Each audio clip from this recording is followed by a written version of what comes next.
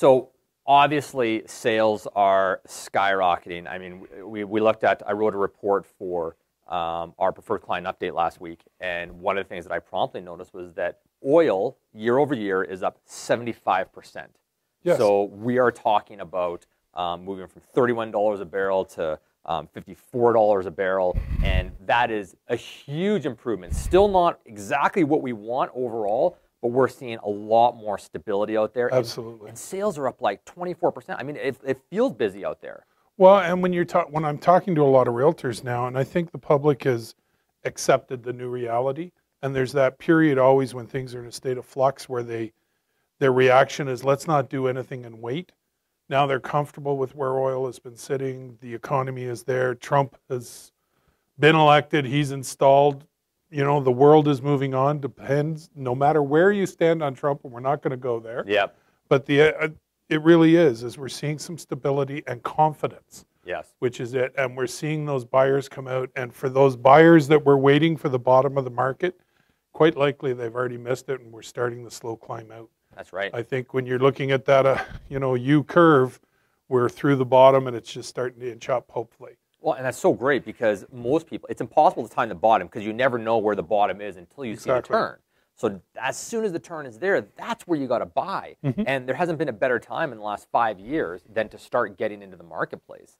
I was actually doing an analysis on Kara's market as well, Red Deer, Central Alberta, and we need some agricultural prices, some of the grain prices and some of the beef prices to continue to move up. Although beef is still profitable, we were just so used to some of the boom years we had of some of the high prices. But a lot of that is driven, that market, by agriculture. So the oil is definitely having an impact. We're seeing consumer optimism as well. And we're seeing a turn there, although we expect it to be a little bit slower up in those markets for the recovery than Calgary right now, as we're going to look at the numbers. So. Well, an ATB came out on the weekend with their announcement. I was watching it on the news last night, Todd Hirsch, and they're very bullish on our market right now. Not so much that oil's going to take off, and unemployment should hold in about between 8 and 9%, so steady as opposed to rising as we get through the very end of the oil layoffs.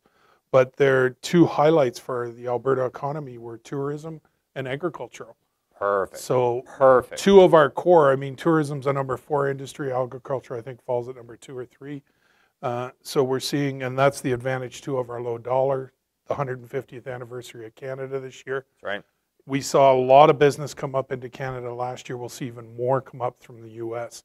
So it should help drive, especially we're seeing some movement on that rec market in the outlying areas, which is going to help places like Sundre and stuff that is such a seasonal market, and as they're coming into it, I think we'll see their numbers change pretty quick here too. Perfect, perfect. I love it. And I was at the home show this weekend, and I saw some good traffic there as well. So, all right, let's take a look at the hard numbers in terms of the marketplace. As far as the price of oil goes, we're up slightly, pretty much flat though. I mean, 54.02 versus 53.82 last week.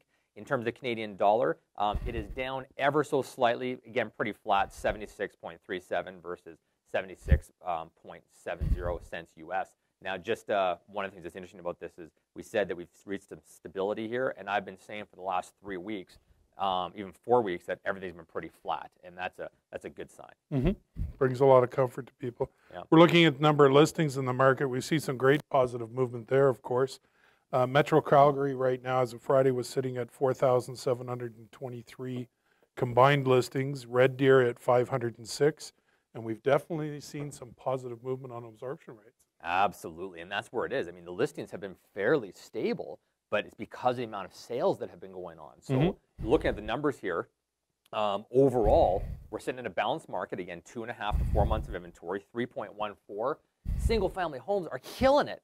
Killing it. And there was an article, gosh, what did I forget who put it out this weekend? I forget, but I read an article, or I saw an article about talking specifically about single-family homes in Calgary and how it's moving. Probably Calgary Herald's response to the Krebs market stats. But 2.2 months of inventory, and condos sitting at 5.06. That's flat over last year, so that hasn't really changed that much overall. So we should see, I expect condos to continue to move. Hopefully we'll be near balanced to get down near 4 come mid-spring, but we'll see. Well, and I think what we're going to see too is the public hasn't caught on to the turn to the market yet either. So I would expect some single family inventory to rise, Right. which isn't necessarily a bad thing to slide right back into that very balanced market. It's fair for buyers, fair for sellers, and makes everybody's life easier. Absolutely. Give us the surrounding areas, David. Okay, so when we look at Okotoks, 4.51 this last Friday versus 4.86. Airdrie at 3.37 versus 3.61. Cochrane, 4.56 versus 4.6. Strathmore, 8.93 versus 9.31. Sundre is sitting at 18 versus 13.50, but there's a bit of an anomaly there. We're still working on trying to perfect blending in all the Cara, the Central Alberta Red Deer numbers. Absolutely. So we'll see that adjust once we get that all figured out. Yep. And Red Deer is at 5.5 months versus 5.21. And balanced, of course, we know is 2.5 to 3.5 months. Benchmark price is much stronger right now at 438,100. I think it's fair to just mention, again, just globally, you guys will hear a lot of talk in different marketplaces and hear lots of trainers talk about balanced markets being 6 months of inventory.